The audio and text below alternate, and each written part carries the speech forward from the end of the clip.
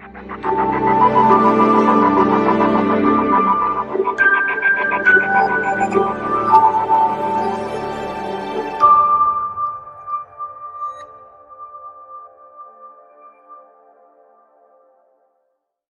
Halloween, Out and About Nashville viewers. My name is James Grady, and I'm the managing editor of Out and About Nashville. And I am here today with Chris Sutton, who is an expert in Halloween. Chris, why don't you tell us a little bit about what you do?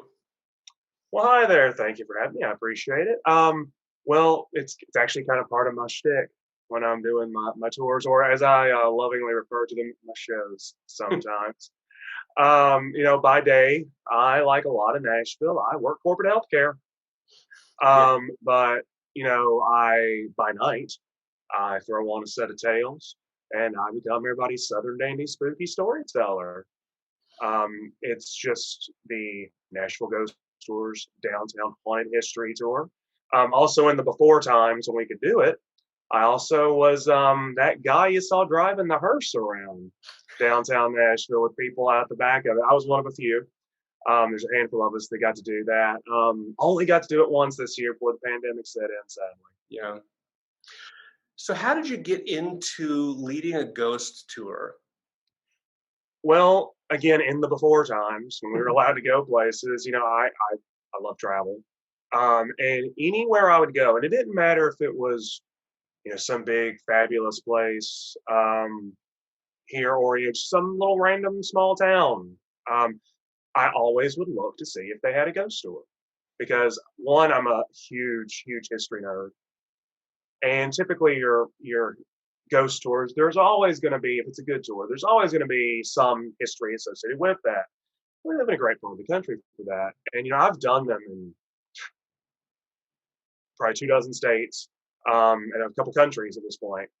And so I noticed I had actually never done one here. And I actually never took our tour until I decided I wanted to host them. And so Wow. it was actually the beginning of March of 2019. That just happens to be the season that they gear up to start with the season. I just happened to Google Nashville Ghost Tours, and the only one that popped up was, of course, the big company here, Nashville Ghost Tours. And I just sent off an email like, hey, if you're ever looking for anybody, I love this stuff. I do theater. I'd love to, give it a whirl.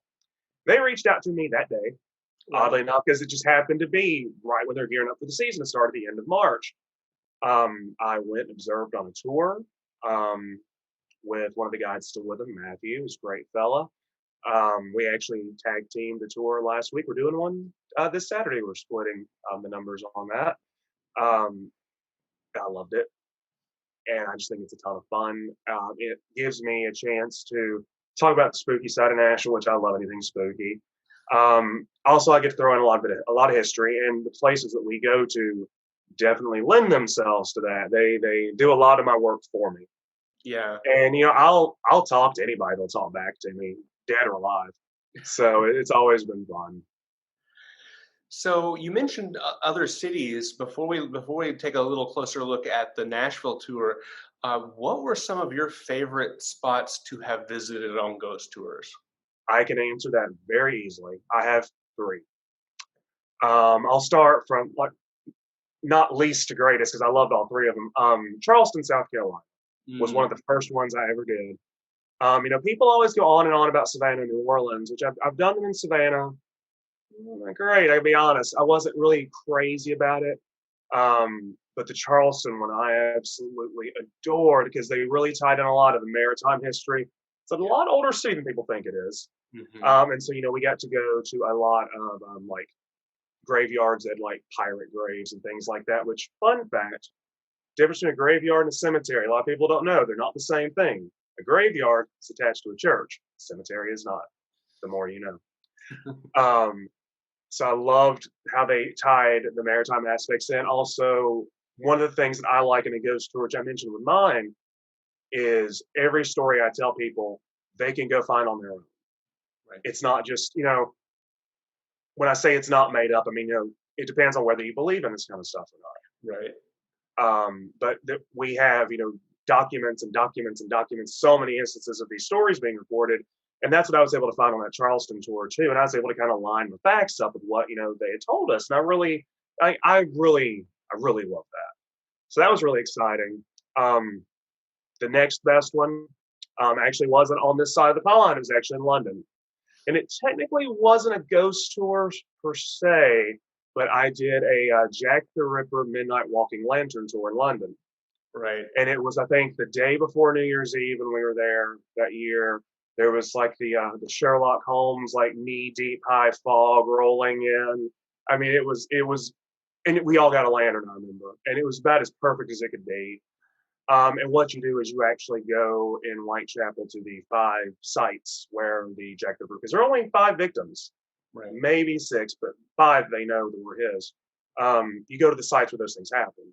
And like, some of them, things have been, torn down, rebuilt, whatever, but there's a few of them where it's like, these are the original cobblestones. Like they haven't repaved. Like it was right here. And it really lent itself to that. But hands down, no question, I always say it's one of my things, like I said about the Tennessee State Capitol. If it's not haunted, nothing is haunted. And that was the Queen Mary in Long Beach, California, the ocean Oh, liner.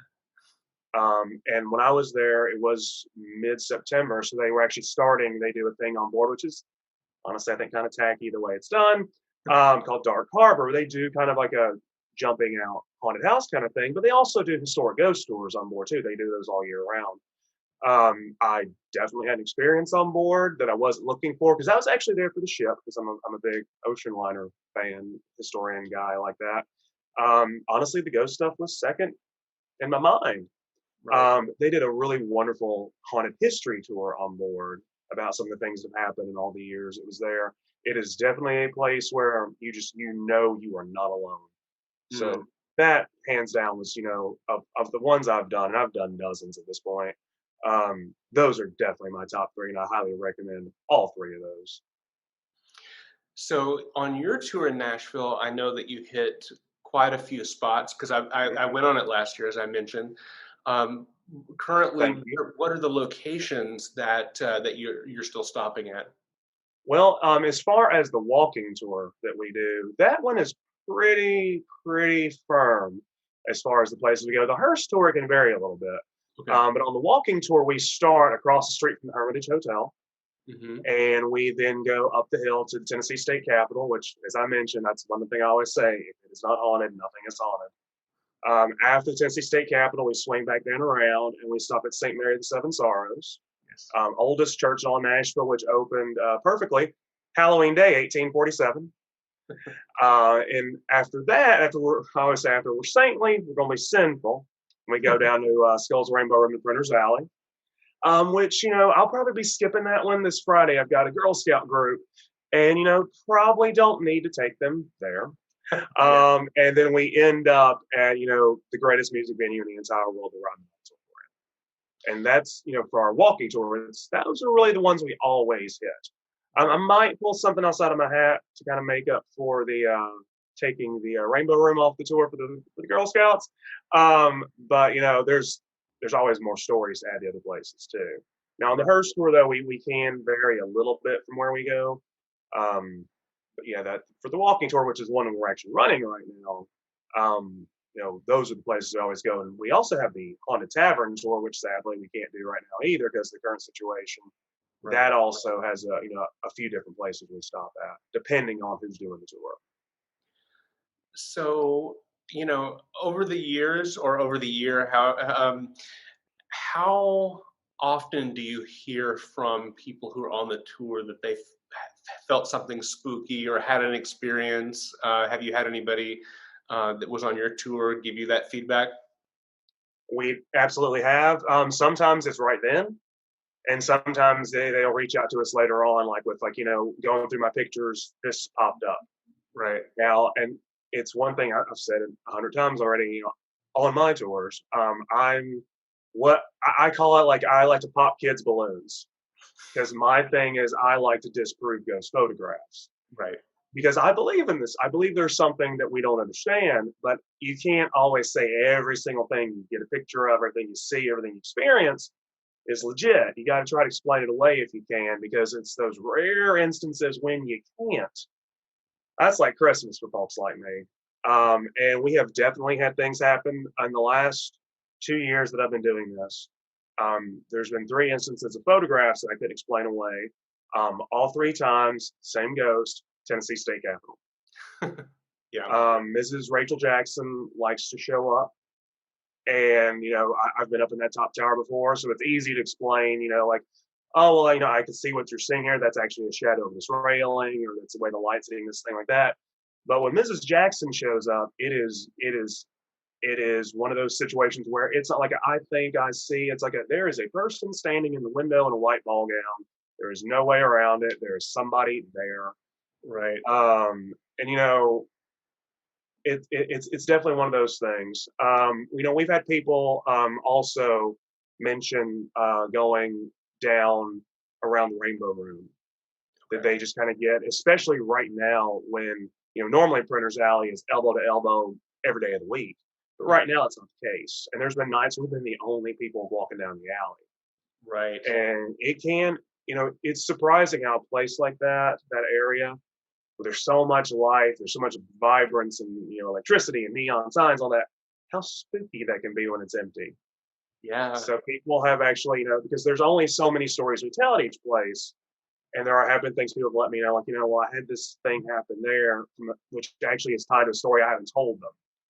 And most of the time it's not locals, so I have to assume they usually don't know the stories for these places. But we have definitely had people have things, and we guides have had things happen over the years too, that sometimes we don't bring up because it's unexpected.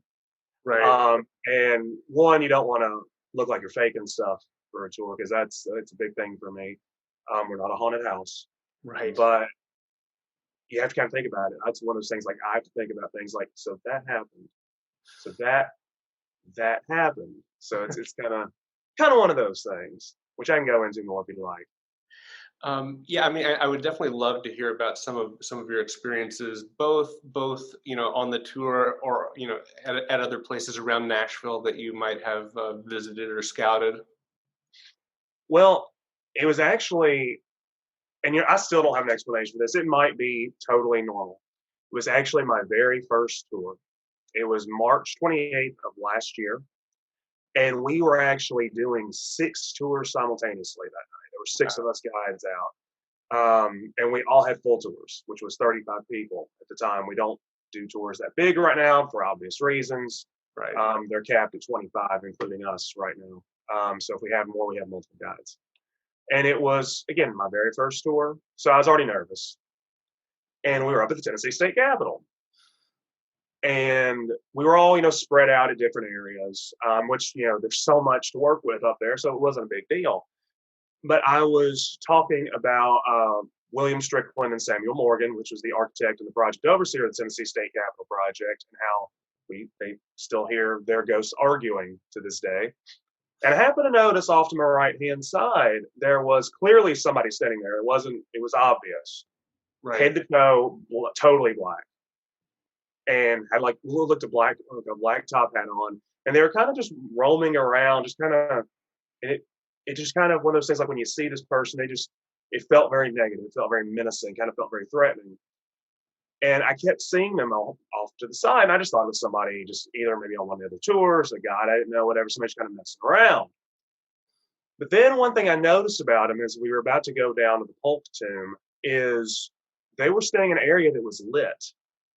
But no matter what, the light did not make any shadow. It did not make any, you couldn't see any definition. You just saw this blacker than black shape. Wow. So afterwards, I was actually on my way like to the Rainbow Room, I think at this point later on in the tour. I checked my phone to see how my time was looking, and I had messages from other guides. What was with that thing at Tennessee State Capitol? Did you see that? And then I got really spooked out by it, because I'm a lot more afraid of the living than I am the dead. And sometimes you never know what somebody you never know, who might be a crazy. But we all kind of described it the same way, that no matter how the light hit, we never saw who it was. I have never seen that there since. No one else that's a guide has ever seen it since then. Hmm. It beats me. Now, I did have an experience also happen again, Tennessee State Capitol. This was about 20 years ago. And I didn't put two and two together until I started doing the tours.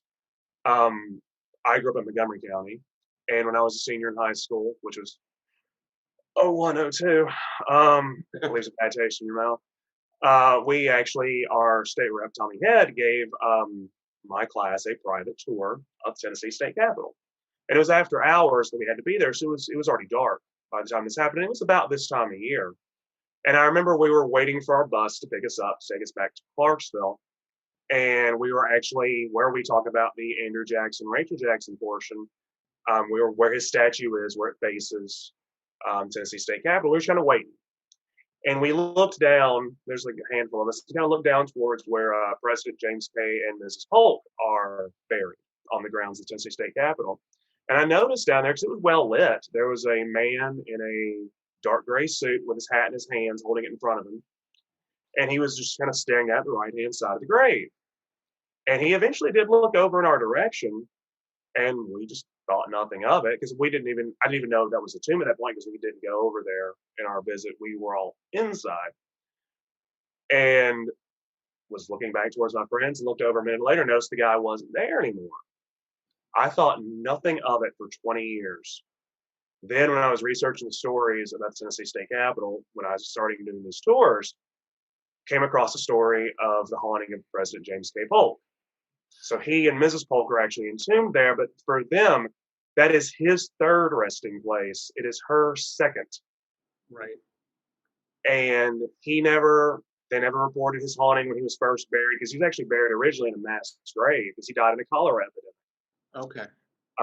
And right after he came, it was 6 weeks after leaving Washington, D.C., after being president, actually. And so horrible time to come home during a pandemic. Can't imagine that. Right. Then he was there for about a year, but they marked where he was. They eventually moved him to Polk Place, which was his home, which used to be on Church Street. And he was there for decades. And Sarah lived many more decades. I believe she ended up having cholera 2 more times, but she lived both times. She eventually died in the 1890s, and she was put next to him, but she was only there for a few years. Now, in all those years, they never reported seeing him at Polk Place. They never saw her there either. But then they decided to develop Church Street. You know, a lot of businesses don't want people buried in the backyard. So that's when they moved them both to the Tennessee State Capitol, which incidentally, they tried to move him again last year down to his boyhood home in Columbia to raise ticket sales at the James K. Polk boyhood site. Luckily, they've decided to leave him alone, because, you know, for God's sake, it'll be the 4th time you've buried this man, leave him alone. It was only whenever they moved him to the Tennessee State Capitol, they started seeing James K. Polk. And they always saw a man in a dark gray suit on the right-hand side of the grave, holding his hat in his hands or having it behind his back. And of course, James K. is on the left side, Mrs. Polk is on the right-hand side. So only whenever her grave was disturbed, he started showing up. Okay. And so that's kind of what we think that might tie that together. That's actually kind of the story I call on the tour the saddest, because they always say he looks kind of just very forlorn, just kind of sad, because they were an original power couple. He had a lot of respect for her. She worked with him very closely on legislation, both here in Tennessee and also once he became president, you know, decades before women could vote. She was helping run the country, and he really valued her opinion. So it makes total sense that he would show back up. But it triggered in whenever I was reading those stories and the description of the ghost. Wait a minute. That night back in 2001, there was a man in a dark gray suit holding his hat in front of him, right in front of the grave. And he looked at us, and then we never saw him leave. We never saw him show up. I think I met my first president. It was pretty spooky. And it's one of those things that just kind of gets you after the fact. Yeah. Kind of gives you the full chill a little bit later on. Right. It's like one of those stories that you used to read in like the kids' spooky magazines. You know, you didn't. Oh, absolutely. Have the cold. Scary stories to tell in the dark. I loved them. Exactly. I still have them, actually. So, off the tour, what do you think are some of the best haunted sites to visit in Nashville? For people. Well, I would definitely say this actually ties in with James K. Polk. It's not on the walking tour, but it is sort of on our the Hearst tour rather. Of course, at nighttime, there's only so far you can go. Nashville City Cemetery, Yeah. which is originally where James K. Polk was buried during the pandemic. And there are still, the sight of a mass grave is something a lot of people are not familiar with. Right. And it is unsettling. It is spooky because you're looking at least 20 people at a time they're usually put in these areas. And now it's just a kind of a big rectangular indentation in the ground. Hmm. A little spooky. It's very unsettling. Yeah. Again, I would say hands down, no question, the Tennessee State Capitol, top of the list. Also, the Union Station Hotel. Now, that's actually where our Hearst tour starts, and they were kind enough to let us actually take guests inside. Because some places in Nashville some that we go to actually, they don't like the ghost stories.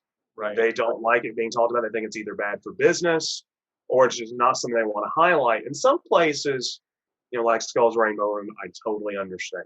Makes total sense because that stuff is, for all intents and purposes, it's still pretty fresh what happened there. Right. But some places like Union Station, things go back decades and decades, if not more than a century. And it's definitely one of those places when you walk in, you feel like you're not alone. And you Right. feel like there's something else going on. It doesn't mean it's bad. It just means there's definitely something a little spooky going on. But those are definitely two places I would highly, highly, highly recommend, and that are of course open to the public, easy to gain access to, especially during the day.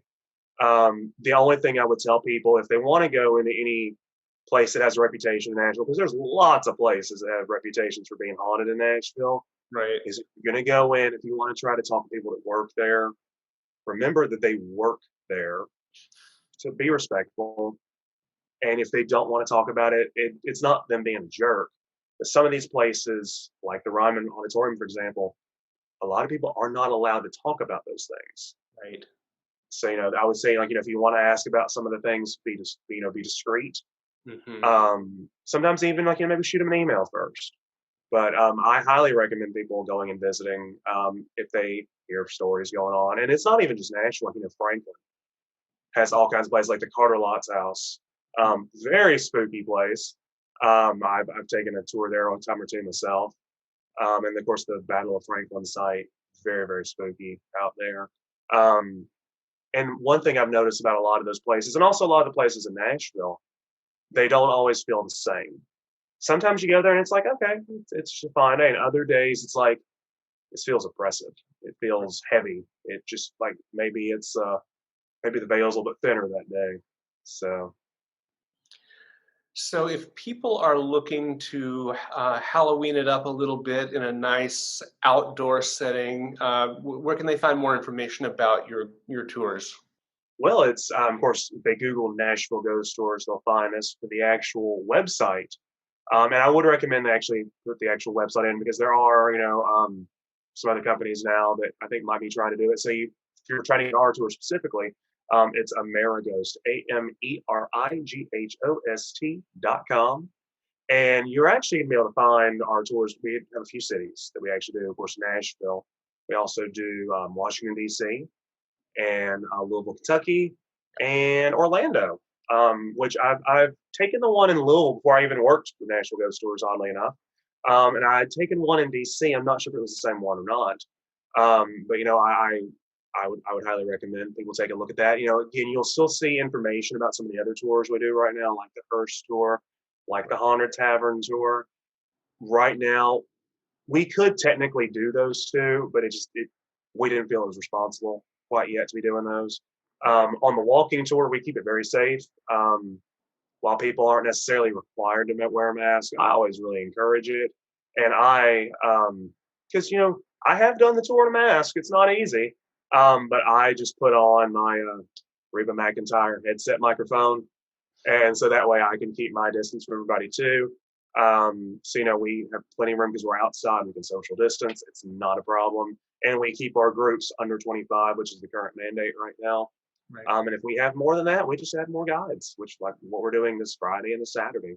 So that's what we're doing. So it's a fun way to be outside, actually do something, in a year when doing something has not been the easiest, and get a little spooky.